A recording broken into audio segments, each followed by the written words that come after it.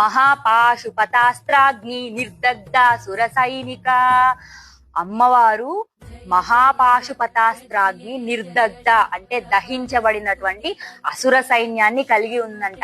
మహాపాశుపతాస్త్రం ఎవరిదండి? పరమేశ్వరుడిది. అమ్మవారు ఇంతకు ముందు ఎవరిని ప్రయోగించారు?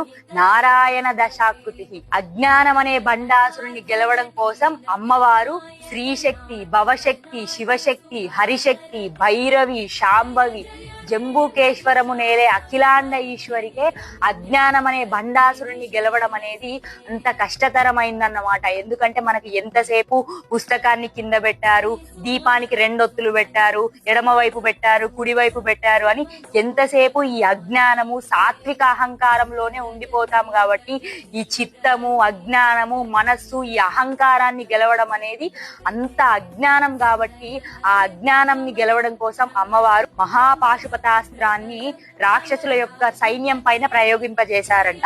మహాపాశుపతాస్త్రాన్ని నిర్దగ్ధాసుర సైనిక. శ్రీమాత్రే నమః.